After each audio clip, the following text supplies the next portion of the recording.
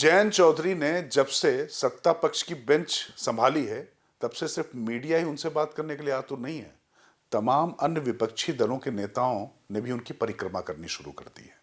कैसे, ये थोड़ा सा हम आपको आगे बताते हैं। दरअसल हुआ क्या था कि आरएलडी एक तरीके से समाजवादी पार्टी के रहमो करम पर लंबे अरसे से थी।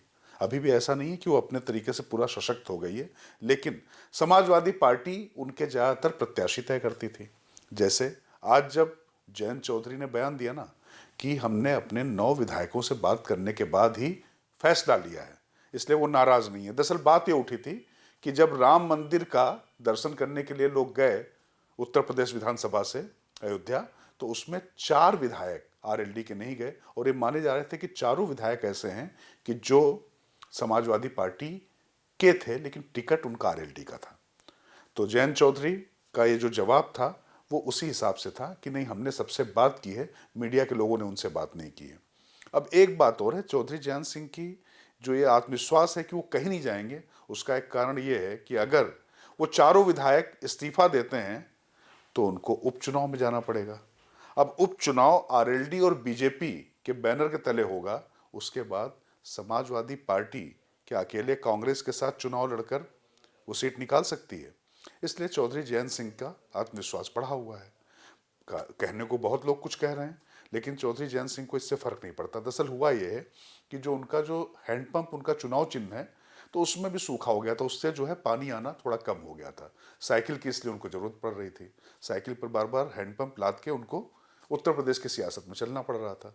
लेकिन जैसे ही सत्ता की वृष्टि यानी सत्ता की तरफ से बारिश हुई है, तो नीचे जो है वाटर लेवल मतलब ऊपर आ गया, ताकत ऊपर आ गई, तो उनके हैंडपंप से पानी आना शुरू हो गया है। इसकी सबसे बड़ी मिसाल ये थी कि कैसे चौधरी अजीत सिंह का 12 तारीख को उनकी श्रद्धांजलि सभा आयोजित थी। वहां पर पहुंचे बहुजन समाजवादी पार्टी के बिजनौर से सांसद मलूक नागर। एक तो उनका वहां पहुंचना भी अपने आप में बड़ी बात थी, लेकिन पहुंचने के बाद जिस तरीके से वो त्रिलोक त्यागी जो आरएलडी के संगठन मंत्री हैं, जितनी गर्मजोशी के साथ, जितनी श्रद्धा के साथ उनसे मिले, वो एक बात थी। दूसरा, जयंत चौधरी से भी उन्होंने गुफ्तगू की और वहां पर पूरे समय रहे। तो बिजनौर, आप समझ सकते हैं कि बिजनौर की सीट और मुजफ्फरनगर की सीट, ये 2 सीटें भारतीय जनता पार्टी आरएलडी को दे रही है, क्योंकि जो सूत्रों से खबरें आ रही उसके मुताबिक चौधरी जयंत खुद जो है मुजफ्फरनगर से लड़ेंगे और बिजनौर से किसी को टिकट देंगे।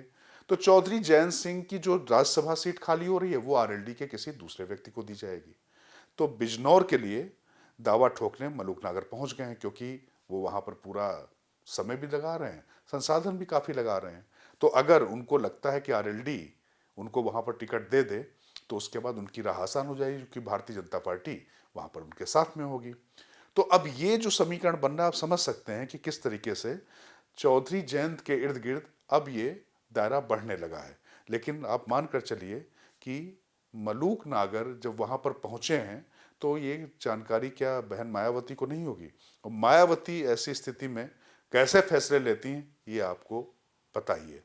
तो अब ये देखना होगा कि नागर को हैंडपंप का पानी मिल पाता है, नहीं मिल पाता है, और वो हाथी पर सवार रह पाते हैं कि नहीं रह पाते हैं, ये देखना दिलचस्प होगा। नमस्कार।